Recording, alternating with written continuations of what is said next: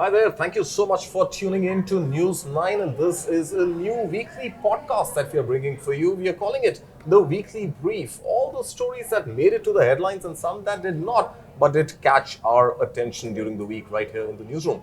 Every week, of course, I will be joined by my colleagues Krishna Kumar and Shweta Kothari. Hi guys, good to be here in a slightly formal, informal setup, but I think there's a lot that we talk when cameras are not rolling. This time with the camera rolling, let's dive straight in. I think one story that really caught the headlines, it unfolded over the weekend last week and then stayed in news for almost the entire week. Happens to be by way of the TCS layoffs. 2% of the workforce, medium to senior level management roles being axed, 12,000 of them. Krishna, unpack that for us. The biggest ever layoff by TCS in its history. That's what it's being called. And obviously, a company like TCS, India's largest software services provider, the most valuable company, I don't know where the markets are right now as we speak, but has been the most valuable company time and again. And it's primarily because of that, it set off a whole bunch of jitters across the IT industry. You're talking about TCS from the Tata Group conducting its biggest layoff exercise, and not even the first one. It is the biggest in the last four. This has been the biggest. So that is why you saw all the conversation surrounding it. And again, the first thought on everybody's mind was, what is the role of AI in all of this? But I have to, before we unpack this, I want to say this right at the beginning. TCS's CEO, Krithivasan, has categorically stated that the slash down in jobs is not because of automation and artificial intelligence. The official line from TCS, at least, is that there was a skill mismatch. What is that skill mismatch? If it's not AI, what is it? Shweta, I think it's like an elephant in the room. You're not addressing it, but that is the persistent theme. And every bellwether IT company from TCS to Infy to HCL Tech has now come on record to suggest that AI is going to drastically change the way we look at output in IT sector. For that matter, I was recently listening to what Salil Parekh had to say as far as Infy and its plan is concerned. They're saying we will continue to hire freshers, about 20,000 of them through the year, but we've got to be very careful on the kind of people we are hiring. We have to hire future-ready, junior employees. So they need to know the basics of AI. That's the whole conundrum, isn't it? That's because what I was picking up, and this story has also been doing the rounds for a while. One was living under the assumption that AI is going to actually impact the bottom of the pyramid. Up until now, organizations were pyramid shaped. You had a lot of people at the bottom of the pyramid. You had a fewer people in the middle management, and then you had a very few people on top.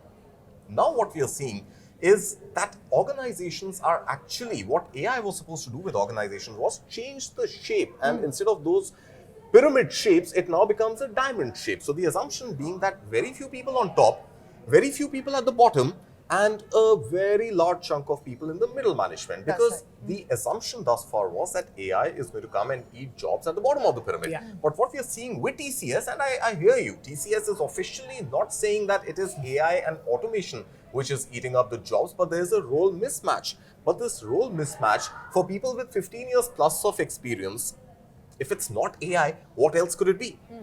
And it has to be AI. In fact, the conversation is that people at the bottom of the pyramid are most likely to go away, and that's what we're seeing. That's what the fear with AI was. And that's what we're seeing. We're not just seeing jobs going away at the bottom, we're also seeing them going away in the mid-level management with TCS at least. And interestingly, as times change over the course of last 1 year, I think we've seen IT companies struggling to find a way between, holding on to some of their margins vis-a-vis reinvesting that money in ensuring that their workforce is future ready. And there's been a large scale adoption of AI in output for IT sector. So jobs will essentially go away, and that's exactly what's happening. Good word you used before we go any further. Margins is what she said. And this entire... Look at the quarterly earnings. Where are the margins? Hello. I mean, the margins are pretty much absent from the equation. This entire activity seems to be focused at improving the margins so that it's better for the market, better for the investors, better for everybody. But the fact of the matter is that the moment this was announced, TCS shares were down over 1.5%. Strangely, in 2023, when Accenture did the same thing, and in fact did more, Accenture cut off 2.5% of its workforce. And yet it was not able to. It just brought down the levels of the inflation or the deflation in the margins. Yeah. But the fact of the matter was that eventually the investors gave Accenture a thumbs up. The Accenture stock was up 6% when they did something similar to this. But strangely with TCS, the opposite has happened. Just to give some context before we go any further, TCS's employee headcount was up majorly in the aftermath of the pandemic, That's post right. 2020. That's right.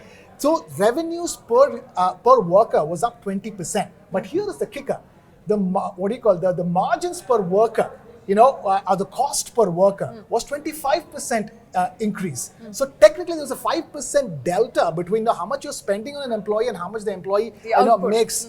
Now, if you were to say that there's an employee skill set mismatch and that is going to increase or improve your margin per employee, you're basically just fixing the denominator. What you actually need to address is the numerator.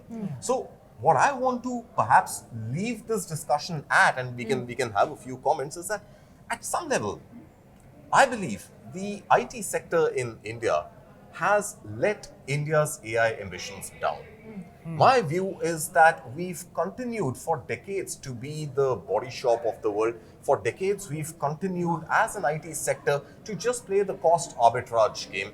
And we haven't really been able to make AI first new age products. The mindset is still of a services company and not of a product company. I firmly believe that there's still time to catch the AI bus, but at the same time, you cannot change the nature of IT sector. It is services driven. It will always have its client at the heart of its services. The future, Shweta, I really hope what you say is what they're going to think, because at the end of the day, the IT unions in India have condemned this move. The Ministry of Information and Technology said that it's keeping a close watch and on the NASSCOM is situation. saying that the worst is yet to come. We haven't really seen the bottom of it just as yet. So I think, let's leave it at that right now. Yeah. But of course, I think the big question is whether India's IT sector companies, the services-oriented IT sector companies, are the best poised to go and create IT products or not for the rest of the world. But there's another very interesting product that India has built, and that is called the UPI.